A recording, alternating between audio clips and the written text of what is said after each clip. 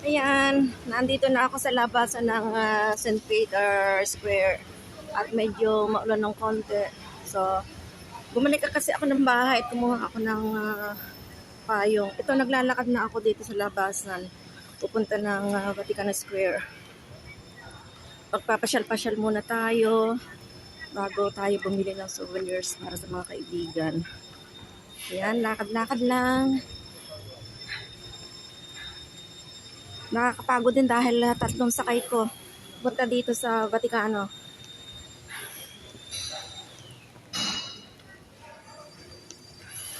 Lakad-lakad lang tayo ha.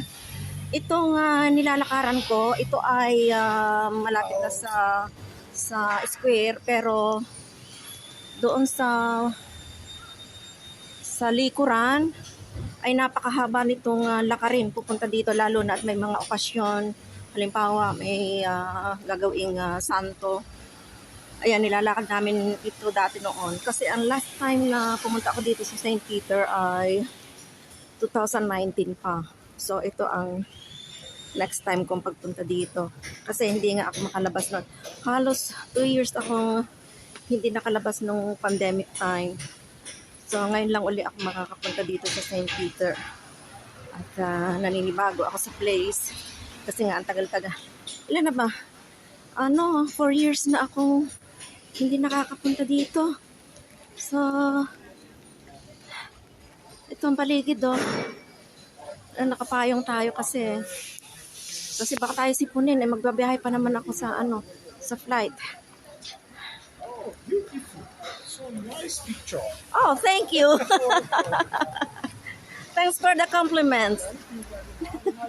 Okay.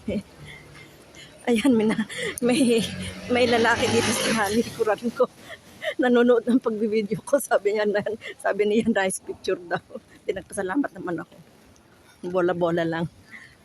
So, ito yung paligid. Ayan, labasan ito. Labasan niya ng pupuntang square. Yan, nakapila kami dati dito nung hindi naman totally pumila kami nung mamatay yung si Pope Carol. Kasi yung bayaw ko kasi may kaibigan dito sa loob ng Vaticano. So, special na gate yung pinasukan namin para makadiretso kami sa loob ng Vaticano para masilip talaga ang labi ni Pope. So yun, hindi kami nahirapang. Ang iba nga 24 hours na pumila. Kami naman sandali lang dahil VIP gate nga yung pinasukan namin. So blessed na blessed talaga tayo ng mga panahong noon at saka ngayon. Kung hindi lang talaga umuulan, magtatanggal ako ng payong. Natatakot lang talaga akong matuluyan itong nararamdaman kong masamang pakiramdam. Baka sipunin ako or lagnatin ako, delikado. Baka pag nilagnat ako, sabihin pa nila may COVID ako kahit wala naman. Kasi dito, yung pagpapatest ng kahit sa trangkaso, pag nilagnat ka, sasabihin may COVID ka. Kaya mag-iingat tayo ng Ayan, may mga nakapila. Ayan, nakapila. Pupunta yan sa museum. Magre-request sila ng mga certificate.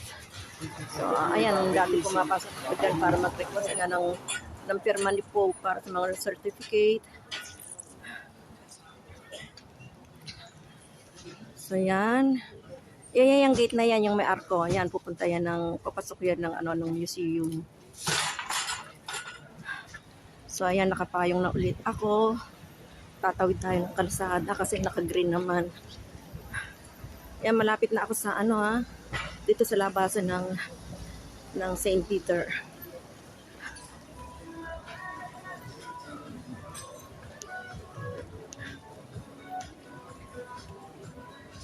Ayan, Yan, may pulis pa.